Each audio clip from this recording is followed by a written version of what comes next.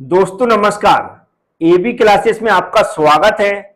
हम लोग general science के ऐसे ऑब्जेक्टिव क्वेश्चन की प्रैक्टिस कर रहे हैं जो पिछले आरआरबी के एग्जामों में पूछे जा चुके हैं। और हम लोगों को पता है जनरल साइंस में फिजिक्स और केमिस्ट्री दोनों सब्जेक्टों से क्वेश्चन पूछे जाने हैं और हम लोग पहले से फिजिक्स के ऑब्जेक्टिव क्वेश्चन की प्रैक्टिस कर रहे हैं, लेकिन आज से हम लोग फिजिक्स के साथ साथ केमिस्ट्री के ऑब्जेक्टिव क्वेश्चन की भी प्रैक्टिस करना स्टार्ट करेंगे। और आज हम लोग केमिस्ट्री में जो टॉपिक स्टार्ट कर रहे हैं उसका नाम है मैटर्स। आज हम लोग मैटर्स पर आधारित ऐसे ऑब्जेक्टिव क्वेश्चन की प्रैक्टिस करेंगे जो पिछले आरआरबी के एग्जामों में पूछे जा चुके हैं। तो चलते हैं, स्टार्ट करते हैं। तो पहला क्वेश्चन मैं समझा रहा हूं। यदि आपको ऐसा लगता है हमारी तैयारी सही चल रही है, हमारी प्रैक्टिस सही चल रही है, तो वीडियो को लाइक जरूर कर दें। वीडियो को लाइक करने से हम जो आपको वीडियो लाते हैं वह और जल्दी जल्दी लाने लगेंगे। तो वीडियो को लाइक करना ना भूलें। क्वेश्चन में लिखा हुआ है, निम्नलिखित में से किसके अणुओं के बीच आकर्षण बल अधिकतम होता है। क्वेश्चन में पूछ रहा है कि यहां पर कुछ ऑप्शन दिए हैं, जैसे लिक्विड हो गया है, गैस हो गया, प्लाज्मा हो गया, सॉलिड हो गया। क्वेश्चन में पूछा जा रहा है कि इनमें से किसके अणुओं के बीच या फिर मॉलिक्यूल्स के बीच जो फोर्स ऑफ अट्रैक्शन है वह ज्यादा होता है, आकर्षण बल अधिक होता है। तो जैसा कि हम जानते हैं कि जो हमारी गैस होती है उसके जो मॉलिक्यूल्स होते हैं, जो अणु होते हैं, उनमें आकर्षण बल ऐसा सोचो बिल्कुल नहीं होता है, तभी वह गैस का हवा में उड़ती रहती है। लेकिन जो लिक्विड होता है उसमें जो आकर्षण बल होता है या फोर्स ऑफ अट्रैक्शन होता है वह कैसा होता है, कम होता है। इसलिए वह लिक्विड फ्लो होता रहता है, किसी एक जगह स्थिर नहीं रहता है। लेकिन जो सॉलिड होता है उसके अंदर फोर्स ऑफ अट्रैक्शन बहुत अधिक होता है, जिससे उसके अणु या फिर मॉलिक्यूल्स आपस में एक दूसरे से चिपके रहते हैं, बंधे हुए रहते हैं। तो इस क्वेश्चन का आंसर क्या होना चाहिए, सॉलिड। डी वाला ऑप्शन मतलब हमारे हिसाब से राइट होना चाहिए। उम्मीद है क्वेश्चन का आंसर आप लोग समझ गए होंगे। यहां पर नीचे डेट भी दी रहती है कि ये क्वेश्चन कब पूछा गया था। और इंग्लिश मीडियम के स्टूडेंट यहां पर इंग्लिश में पढ़ भी सकते हैं। हमने ब्लैक कलर में इंग्लिश में सारे क्वेश्चन दे रखे हैं और ब्लू कलर में हिंदी में दे रखे हैं, तो आप कंफ्यूज ना हो, इसलिए दोनों कलर हमने अलग अलग भाषाओं के लिए यूज किए हैं। नेक्स्ट क्वेश्चन लिखा है, पदार्थ के संदर्भ में निम्न में से कौन सा कथन सही नहीं है। याद रखें, ये सही नहीं है ना, नहीं पूछा है, हमें बताना है, ऑप्शन पढ़ना है। और ऐसा कौन सा स्टेटमेंट है जो पदार्थ से रिलेटेड नहीं है। तो नॉर्मली हम लोग जानते हैं, फिर भी हम एक बार पढ़ के सुना देते हैं। यहां लिखा, पदार्थ के कणों के बीच कोई आकर्षण बल नहीं होता है। तो पदार्थ के कणों के बीच आकर्षण बल होता है, तो पहला ऑप्शन हमारा क्या है, पदार्थ के हिसाब से तो गलत है, लेकिन क्वेश्चन के अकॉर्डिंग हमारा राइट ऑप्शन ए होना चाहिए। जैसे सेकंड में लिखा है, पदार्थ के कण द्रव्य और वस्तुओं में सतत स्थानांतरित होते हैं, बिल्कुल राइट है। पदार्थ कणों से बना होता है, ये भी सही है। पदार्थ के कणों के बीच अंतर होता है, ये भी सही है। तो मतलब पदार्थ से रिलेटेड जो ऑप्शन गलत था वो था पहला, और क्वेश्चन के अकॉर्डिंग पहला ही आंसर हमारा राइट हो जाएगा। नेक्स्ट क्वेश्चन में लिखा हुआ है, ठोस के कणों के संदर्भ में निम्न में से क्या सही है। जो सॉलिड बॉडी है, ठोस है, तो उसके संदर्भ में बताना कि कौन से स्टेटमेंट सही है। जैसे कि पहले में लिखा हुआ है, ये यादृच्छिक रूप से गतिशील होते हैं, मतलब क्या ये रैंडमली मूव होते हैं। तो हम जानते हैं कि ठोस के अंदर जो उसके कण है वह रैंडमली मूव नहीं होते हैं, तो ये तो हमारा सही नहीं हो सकता है। किसके संदर्भ में, ठोस के संदर्भ में। लिखा है, उनके बीच बड़े अंतराल होते हैं, तो हम जानते हैं इनके मॉलिक्यूल्स के बीच में कोई अंतराल नहीं होता, क्योंकि एक दूसरे से अट्रैक्ट रहते हैं, बंधे रहते हैं। तो ये भी हमारा आंसर सही नहीं होगा। नेक्स्ट क्वेश्चन लिखा, व्यवस्थित तरीके से विन्यासित होते हैं, मतलब ऑर्डर, मतलब सही तरीके से क्या होते हैं, व्यवस्थित रहते हैं, तो ये सही हो सकता है। नेक्स्ट में लिखा, उनमें न्यूनतम आकर्षण बल होता है, तो इनमें आकर्षण बल अधिकतम होता है, तो ये भी गलत है। लेकिन हमारा ये सी वाला है एकदम राइट ऑप्शन हो जाएगा, तो सी इसका राइट आंसर है। नेक्स्ट क्वेश्चन में लिखा है अभी तक वैज्ञानिकों की द्वारा पदार्थ की कितनी अवस्थाएं तय की गई हैं। क्वेश्चन पूछा जा रहा है साइंटिस्ट के द्वारा अभी तक पदार्थ की कितनी अवस्थाओं की खोज की गई, पदार्थ की कितनी अवस्थाओं की खोज की गई है, क्वेश्चन में ऐसा पूछा जा रहा है। तो एक 5 प्रकार के पदार्थों की खोज की गई अभी तक, जिसमें क्या हो गया, ठोस हो गया, द्रव हो गया, गैस हो गई, प्लाज्मा हो गया और बॉस आइंस्टीन कंडेंसेट हो गया। इस तरह 5 प्रकार के हमारे क्या हो गए, अवस्थाएं हो गई किसी पदार्थ की। यदि ये वीडियो आपको पसंद आ रहा है और आपको लग रहा है कि आपकी जो प्रैक्टिस है वह सही चल रही है, तो चैनल को सब्सक्राइब कर लें। चैनल को सब्सक्राइब करने के कई फायदे हैं। यदि आप चैनल को सब्सक्राइब कर लेते हैं तो जो वीडियो मैं अपलोड करूंगा उसका नोटिफिकेशन आपके पास पहुंच जाएगा और टाइम से वीडियो देख सकते हैं। इसलिए चैनल को सब्सक्राइब कर लें और बेल आइकॉन है उसको भी दबाना ना भूलें। बेल आइकॉन को दबाएंगे तभी आपके पास नोटिफिकेशन पहुंचेंगे। तो चैनल को सब्सक्राइब जरूर करें। चलते हम नेक्स्ट क्वेश्चन की बात करते हैं। नेक्स्ट क्वेश्चन में लिखा है में विसरण अत्यधिक तीव्रता से होता है। मतलब हमें इनमें से एक का नाम बताना है किसमें जो विसरण है या फिर डिफ्यूजन है वह तेजी से होता है। तो जैसा कि हम जानते हैं गैस में क्या होता है, इसका न तो निश्चित आकार होता है ना ही निश्चित आयतन होता है। तो यही है जो जल्दी से डिफ्यूजन हो जाती है रैपिडली में, तेजी से। तो हमारा सी वाला ऑप्शन हमारा गैस इसका राइट आंसर होना चाहिए। नेक्स्ट क्वेश्चन में लिखा है निम्नलिखित में से कौन सा कथन गलत है। इनमें से बताना जो स्टेटमेंट गलत है उसको हमें पहचानना है। पहले क्वेश्चन में लिखा पदार्थ के कण स्तर अवस्था में होते हैं। नेक्स्ट में लिखा पदार्थ के कण बहुत छोटे होते हैं। फिर लिखा पदार्थ के कण एक दूसरे को आकर्षित करते हैं। फिर लिखा पदार्थ के कणों के बीच रिक्त स्थान होता है। तो गलत पूछ रहा है, तो इसमें गलत क्या, पदार्थ के कण स्तर अवस्था में होते हैं, ये इसका क्या है, गलत स्टेटमेंट है। लेकिन क्वेश्चन के अकॉर्डिंग हमारा आंसर राइट क्या है, ए वाला ऑप्शन एकदम राइट है। नेक्स्ट क्वेश्चन में लिखा है यहां पर खाली जगह दी, फिर लिखा है एक शुद्ध पदार्थ है। मतलब यहां पर चीनी का घोल दिया, मीथेन दिया, दूध दिया और वायु दिया। इनमें से बताना कौन सा शुद्ध पदार्थ है। तो आप लोग इसको याद कर लें, मीथेन क्या होता है, एकदम प्योर सब्सटेंस होता है, शुद्ध पदार्थ होता है। तो मीथेन क्या हो जाएगा, इसका राइट आंसर हो जाएगा। नेक्स्ट क्वेश्चन में लिखा मिश्रण प्रकृति में हो सकता है। मिश्रण प्रकृति में हो सकता है तो क्या कैसा ऑप्शन दिए, होमोजेनियस हो सकता है या फिर हेट्रोजीनियस हो सकता है या फिर दोनों हो सकते हैं या फिर प्योर सब्सटेंस हो सकता है। तो इसका आंसर है होमोजीनियस और हेट्रोजीनियस दोनों हो सकते हैं। तो सी वाला ऑप्शन हमारा राइट हो जाएगा।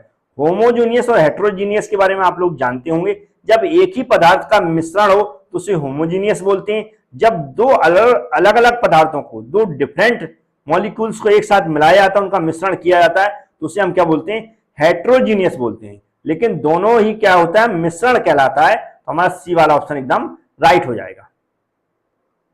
नेक्स्ट क्वेश्चन में लिखा एक मिश्र धातु किसका एक उदाहरण है। एक मिश्र धातु किसका एक उदाहरण है। यहां पर कुछ ऑप्शन दिए, लेकिन ऐसे क्वेश्चन का आप एकदम डायरेक्ट आंसर याद कर लेना तो जल्दी हो जाएगा। जैसे कोई पूछता है एक मिश्र धातु किसका एक उदाहरण है, तो सॉलिड सॉल्यूशन का एक उदाहरण है। किसका, सॉलिड सॉल्यूशन का एक उदाहरण है। तो सी वाला इसका राइट आंसर हो जाएगा। अभी यदि आप हमसे नए जुड़े हुए हैं और जो वीडियो अभी तक मैं डाल चुका हूं आपने नहीं देखे हैं, तो मैंने जनरल साइंस के नाम से एक प्लेलिस्ट बना रखी है, आरआरबी जनरल साइंस के नाम से या फिर आरआरबी जेईई जनरल साइंस के नाम से मिल जाएगी। ये कहां पर मिलेगी, या तो आप वीडियो के डिस्क्रिप्शन बॉक्स में मिल जाएगी या फिर आप हमारे एबी क्लासेस यूट्यूब चैनल पर विजिट करेंगे तो होम पेज पर जाएंगे, जहां होम लिखा उस पर क्लिक कर देंगे, फिर नीचे चले जाएंगे। नीचे जाएंगे तो कुछ दूरी पर आपको लिखा मिल जाएगा RRB JEE /SSC JEE /other. वहां पर लिखा होगा क्लिक हियर, उस पर क्लिक कर देंगे तो उसी के अंदर बहुत सारी प्लेलिस्ट मिल जाएगी। और जो playlist RRB JEE general science के नाम से बनी वो भी आपको मिल जाएगी। चलते हैं हम नेक्स्ट क्वेश्चन की बात करते हैं। नेक्स्ट क्वेश्चन में लिखा है निम्नलिखित में से कौन सा विषमांगी मिश्रण है। विषमांगी मतलब हेट्रोजीनियस मिक्सचर है।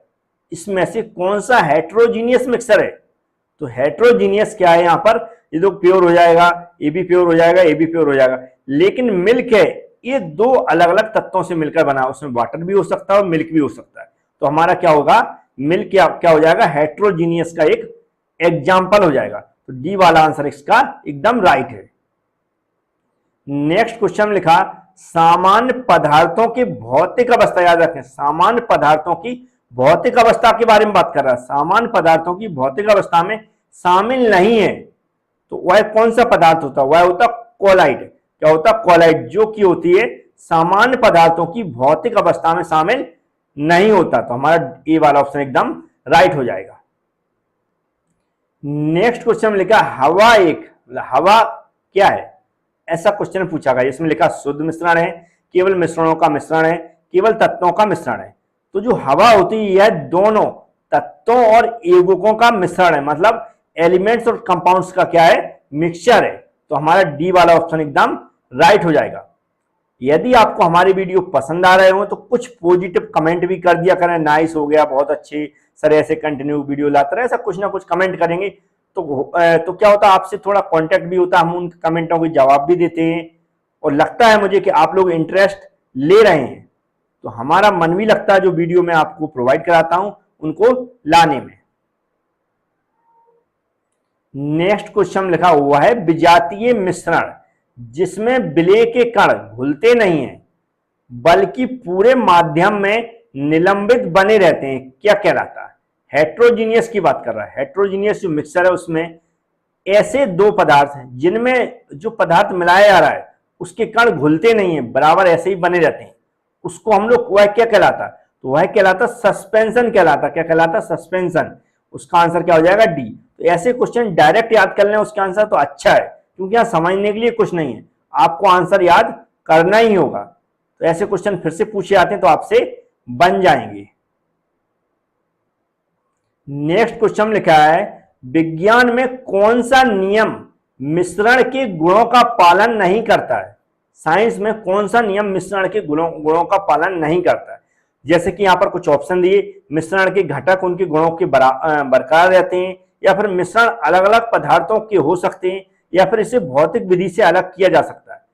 लेकिन डी वाला ऑप्शन एकदम राइट है, इसकी संरचना तय, इसकी संरचना क्या है, तय है। ये क्या करते हैं, नियम का पालन नहीं करते। विज्ञान में कौन सा नियम है जो मिश्रण के गुणों का पालन नहीं करते, तो वह है इसकी संरचना। तो डी वाला ऑप्शन एकदम राइट हो जाएगा। नेक्स्ट क्वेश्चन लिखा है, जब दो तरल पदार्थ एक दूसरे में घुलते नहीं हैं और सॉल्यूशन नहीं बनाते हैं तो उसे क्या कहते हैं। जब दो पदार्थ एक दूसरे में घुलते नहीं हैं और सॉल्यूशन भी नहीं बनाते हैं तो उसे क्या कहते हैं, तो उसे कहते हैं अमिश्रणीय। क्या कहते हैं, अमिश्रणीय, मतलब सी वाला ऑप्शन एकदम राइट हो जाएगा। याद रखें, अभी आप वीडियो कंटिन्यू देखते रहें, क्योंकि आज मैंने टोटल 30 क्वेश्चन लिए हैं, पूरे 30 क्वेश्चन लिए हैं, तो अभी 50% और क्वेश्चन बचे हैं, क्योंकि मैं चाहता हूं ज्यादा से ज्यादा क्वेश्चन आपको ये लेकर आऊं और उसकी आप प्रैक्टिस कर सकें। नेक्स्ट क्वेश्चन लिखा है, शक्कर के घोल में शक्कर एक है, शक्कर का घोल है तो शक्कर घुल जाती है भाई, शक्कर का घोल है तो क्या घुलेगी, शक्कर ही घुलेगी वाटर में, तो उसे बोलते हैं सॉल्यूट, मतलब नॉर्मल हिंदी बोले तो घुला हुआ पदार्थ सॉल्यूट है ना। तो बी वाला ऑप्शन ही राइट होना चाहिए। इनके आंसर आप सभी लोग वैसे जानते होंगे, लेकिन फिर भी 10th लेवल के क्वेश्चन का लिखा हुआ है, आरआरबी जेई का जो हमारा नोटिफिकेशन आया, तो 10th लेवल के ही क्वेश्चन की हम लोग प्रैक्टिस करेंगे जैसा सिलेबस में दिया गया है। नेक्स्ट क्वेश्चन लिखा है, एक यौगिक नहीं है, मतलब एक कंपाउंड इनमें से नहीं है, क्योंकि दो या दो से अधिक पदार्थों से मिलकर जो बना रहता है उसे कंपाउंड कहते हैं। दो या दो से अधिक पदार्थों से मिलकर जो बना रहता है उसे हम कंपाउंड कहते हैं। लेकिन इनमें से हम देखेंगे चौक भी कंपाउंड है, हाइड्रोजन सल्फाइड भी कंपाउंड है, सल्फर डाइऑक्साइड भी कंपाउंड है, लेकिन जो लीड है यह कंपाउंड नहीं है। तो इसके क्वेश्चन के अकॉर्डिंग हमारा ए वाला ऑप्शन एकदम राइट हो जाएगा। नेक्स्ट क्वेश्चन में लिखा हुआ है, रेत और चीनी का मिश्रण का एक उदाहरण है। रेत और चीनी की बात कर रहा है, रेत और चीनी को यदि मिला दिया जाए तो वह किस टाइप का मिश्रण कहलाएगा, हेट्रोजीनियस मिक्सचर, कोलाइडल सॉल्यूशन, या फिर सजा होमोजीनियस मिक्सचर या सस्पेंशन मिक्सचर, तो दो अलग अलग पदार्थ हैं, तो ये क्या कहलाएगा, हेट्रोजीनियस मिक्सचर, मतलब ए वाला ऑप्शन हमारा एकदम राइट हो जाएगा। अब कुछ और क्वेश्चन लिए हैं, लेकिन टॉपिक थोड़ा चेंज हुआ है, फिजिकल एंड केमिकल चेंज, इस पर आधारित कुछ क्वेश्चन है। जैसे कि पहला क्वेश्चन लिया है, निम्नलिखित में से कौन सा भौतिक परिवर्तन नहीं है, कौन सा भौतिक परिवर्तन नहीं है। जैसे पहला ऑप्शन पढ़ेंगे, ठोसों का द्रवों में पिघलना, ठोस से क्या बनना, वाटर या लिक्विड बनना, ये तो क्या होगा, भौतिक परिवर्तन हो गया। फिर लिखा गैसों का द्रवों में द्रवीकरण, यह भी क्या है, हमारा भौतिक परिवर्तन है। लेकिन यहां लिखा पदार्थों का किण्वन, इसका मतलब है एक रासायनिक क्रिया होती है, जैसे दूध से दही बनना, ये क्या है, हमारा थर्ड वाला ऑप्शन हमारा भौतिक परिवर्तन नहीं है। तो सी वाला ऑप्शन क्वेश्चन के अकॉर्डिंग राइट आंसर होना चाहिए। द्रवों का गैसों में वाष्पीकरण, ये भी क्या एक भौतिक परिवर्तन है, तो सी वाला ऑप्शन हमारा राइट हो जाएगा, क्योंकि ये क्या एक केमिकल रिएक्शन है, तो सी वाला ऑप्शन एकदम राइट हुआ। नेक्स्ट क्वेश्चन में पूछा गया, इनमें कौन सा रासायनिक परिवर्तन नहीं है, रासायनिक परिवर्तन नहीं है, याद रखें क्वेश्चन। तो जो कंबस्शन ऑफ फ्यूल है, ये क्या रासायनिक परिवर्तन है। फिर लिखा ये है हमारा अम्लीकृत जल का विद्युत अपघटन, ये भी क्या एक रासायनिक परिवर्तन है। लेकिन ऑक्सीकरण, लोहे में जंग लगना, ये लोहे में जंग लगना ये रासायनिक परिवर्तन नहीं है, तो हमारे अकॉर्डिंग सी वाला ऑप्शन एकदम राइट होना चाहिए। प्लेटिनम तार का जलना, ये भी एक क्या है, रासायनिक परिवर्तन है, तो सी ऑप्शन हमारा एकदम राइट हो जाएगा। सॉरी, माफी चाहता हूं, यहां पर जो आंसर है देख नहीं पाया मैंने, तो मैं इसको आंसर सही कर देता हूं। इसका आंसर है बी। एक्चुअली क्या है, जो हमारा ये जो ऑक्सीकरण है, लोहे पर जंग लगना, प्लेटिनम तार पर का जलना और ईंधन का दहन, ये क्या सब रासायनिक परिवर्तन है, क्या है, रासायनिक परिवर्तन है। लेकिन जो बी वाला ऑप्शन है, अम्लीकृत जल का विद्युत अपघटन हो रहा है, यहां पर विद्युत अपघटन, ये क्या है, रासायनिक परिवर्तन नहीं है, तो इसका आंसर आप लोग चेंज कर लें, बी वाला ऑप्शन एकदम करेक्ट है। नेक्स्ट क्वेश्चन में पूछा गया, इनमें से कौन सा एक रासायनिक परिवर्तन है, क्या रासायनिक परिवर्तन। रासायनिक परिवर्तन में क्या होता है, नए पदार्थ बनते हैं, क्या बनते हैं, नए पदार्थ बनते हैं, और वह पदार्थ फिर से पुनः अपनी मूल अवस्था में लौट नहीं सकते, मतलब अपनी फिर से मूल अवस्था में नहीं आ सकते, वह क्या कहलाता है, रासायनिक परिवर्तन कहलाता है। यहां पर देखें, मक्खन का खट्टा होना, अब मक्खन खट्टा हो गया तो फिर नॉर्मल नहीं हो सकता है, तो मेरे हिसाब से पहला ऑप्शन ही राइट होना चाहिए। फिर लिखा CO2 से सूखी बर्फ बनना, एक प्लेटिनम तार का गर्म होना, लोहे का चुंबकीयकरण, तो हमारा ए वाला ऑप्शन ही राइट हो जाएगा, क्योंकि मक्खन क्या एक रासायनिक परिवर्तन है, क्योंकि बटर अगर खट्टा हो गया तो फिर से वापस ओरिजिनल अवस्था में नहीं आ सकता है, तो ये क्या एक रासायनिक परिवर्तन है। नेक्स्ट क्वेश्चन में लिखा है, लोहे में जंग लगना इनमें से किसका सामान्य उदाहरण है। याद रखें, लोहे में जंग लगना, जो आयरन है उसमें यदि जंग लग जाती है तो वह किसका एग्जाम्पल है। तो अभी हम लोग इससे पहले बता चुके हैं, यह किसका है, रासायनिक परिवर्तन का एग्जाम्पल है, किसका, रासायनिक परिवर्तन का एग्जाम्पल है, मतलब डी वाला ऑप्शन राइट हो जाएगा। और वेरी इंपॉर्टेंट क्वेश्चन है, कई बार एग्जामों में पूछा जा चुका है, जो हमसे यहाँ पर बनते हैं स्लाइड में वो तो मैं लिख लेता हूं, इसके अलावा ज्यादा से ज्यादा नहीं लिख सकता हूं, तो ये समझ लेते हैं, ये इंपॉर्टेंट क्वेश्चन है। नेक्स्ट क्वेश्चन में लिखा है, इनमें से कौन सा रासायनिक परिवर्तन का एक उदाहरण है। फिर से हम बताना, जो ऑप्शन दिए उनमें से कौन सा रासायनिक परिवर्तन का उदाहरण है। तो जो यहां पर लिखा, ऊर्ध्वपातन, क्रिस्टलीकरण, निष्क्रियकरण, आसवन, तो जो निष्क्रियकरण है, यहां पर लिखा निष्क्रियकरण, सी वाला ऑप्शन एकदम राइट है। यह क्या, रासायनिक परिवर्तन का एक उदाहरण है। जैसा मैं हमेशा बोलता हूं, जहां पर क्वेश्चन आपको थोड़ा सा याद करना पड़ता है, वहां पर आंसर जरूर याद कर लें, या फिर एक दो बार मन में रिवाइज कर लें तो याद हो जाएगा। नेक्स्ट क्वेश्चन में लिखा है, एक रासायनिक परिवर्तन नहीं है, इनमें से बताना कौन सा रासायनिक परिवर्तन नहीं है। जैसे एक अंडा पकाना, तो एक रासायनिक परिवर्तन, याद रखें, अंडा पकाना एक रासायनिक परिवर्तन है, उसकी अवस्था परिवर्तन हो रही है। एक आइस क्यूब पिघलना, ये साइज में परिवर्तन हो रहा है। साइज में परिवर्तन क्या कहलाता है, भौतिक अवस्था में परिवर्तन। साइज में परिवर्तन क्या है, भौतिक अवस्था में परिवर्तन, तो ये क्या रासायनिक परिवर्तन नहीं है। तो क्वेश्चन के अकॉर्डिंग ये राइट आंसर होना चाहिए, केक को बेक करना और केला सड़ना, ये सब क्या रासायनिक परिवर्तन है। तो बी वाला ऑप्शन हमारा राइट हो जाएगा, यह एक भौतिक परिवर्तन है, न कि रासायनिक परिवर्तन। नेक्स्ट क्वेश्चन में लिखा है उस प्रक्रिया का क्या नाम है, उस प्रक्रिया का क्या नाम है जिसमें गैस सीधे ही ठोस अवस्था में परिवर्तित हो जाती है। ऐसी कौन सी प्रक्रिया है जिसमें गैस सीधे ठोस अवस्था में परिवर्तित हो जाती है, उस क्रिया को हम लोग क्या बोलते हैं? तो इसको बोलते हैं हम डिपोजिशन। क्या बोलते हैं? डिपोजिशन। डिपोजिशन एक ऐसी क्रिया है जिसमें गैस सीधे ठोस अवस्था में परिवर्तित हो जाती है। यदि आप अभी तक हमारा वीडियो देख रहे हैं तो लाइक करके जरूर जाएंगे, क्योंकि मुझे उम्मीद है आपको जो क्वेश्चन पसंद जरूर आ रहे होंगे। और चैनल को सब्सक्राइब भी कर लें यदि आप हमसे नए जुड़े हुए हैं। बेल आइकन को क्लिक भी कर लेना, क्योंकि बेल आइकन को क्लिक नहीं करेंगे तो आपके पास नोटिफिकेशन नहीं पहुंचेंगे। नेक्स्ट क्वेश्चन में लिखा है निम्नलिखित में से कौन सा अवलोकन हमें यह निर्धारित करने में मदद करता है कि रासायनिक अभिक्रिया हुई है या फिर नहीं हुई। रासायनिक अभिक्रिया हुई है नहीं हुई ये कैसे पहचानने में पता चलता है? अवस्था परिवर्तन में, या फिर गैस का उत्सर्जन में, या रंग बदलना, ये सभी विकल्प। तो ये सभी विकल्प हमें ये पहचान कराते हैं कि रासायनिक क्रिया हुई है या फिर नहीं हुई है। तो क्वेश्चन के अकॉर्डिंग हमारा डी वाला ऑप्शन एकदम राइट हो जाएगा। नेक्स्ट क्वेश्चन में लिखा है निम्नलिखित में से कौन सा एक भौतिक परिवर्तन है? इनमें से बताना कौन सा एक भौतिक परिवर्तन है। तो पानी का बर्फ में परिवर्तन होना, मानव में श्वसन, मानव में पाचन, दूध से दही बनना। तो ये तो नहीं हो सकती, लेकिन जो अभी मैंने इससे पहले एग्जांपल भी बताया था, पानी का बर्फ में बदलना, ये क्या होता है? एक भौतिक परिवर्तन होता है। तो ये वाला ऑप्शन ही हमारा राइट हो जाएगा। हमें बताना है यहां पर निम्न में से कौन सा रासायनिक परिवर्तन का उदाहरण नहीं है। कौन सा रासायनिक परिवर्तन का उदाहरण नहीं है?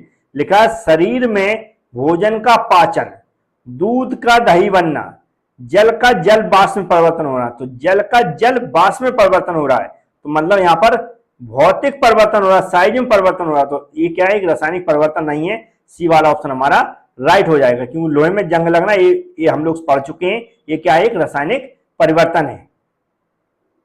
नेक्स्ट क्वेश्चन में भी एग्जांपल लिया है निम्नलिखित में से कौन सा विकल्प रासायनिक परिवर्तन है? कौन सा विकल्प रासायनिक परिवर्तन है? दूध का दही में परिवर्तन होना है, क्योंकि हम लोग बहुत बार पढ़ चुके, तो डायरेक्ट आंसर देने की मैं कोशिश कर रहा हूं। ये क्या एक रासायनिक परिवर्तन है, क्योंकि इसमें क्या हो रहा है? दूसरा पदार्थ बन रहा है, दूध का दही बन रहा है, दूसरा पदार्थ बन रहा है। तो इसलिए क्या हो जाएगा? एक रासायनिक परिवर्तन हो जाएगा। यहाँ पर सूक्ष्म बर्फ का संश्लेषण, रेत का पानी में घुलना, चीनी का पानी में घुलना, ये सब क्या हो रहा है? साइड में परिवर्तन हो रहा है। इसलिए क्या है? भौतिक परिवर्तन है। तो ये ऊपर वाला क्या हो जाएगा? दूध का दही में परिवर्तन होना क्या कहलाएगा? रासायनिक परिवर्तन। तो ये क्वेश्चन फिर से रिपीट हुआ है निम्नलिखित में से कौन सा एक भौतिक परिवर्तन है?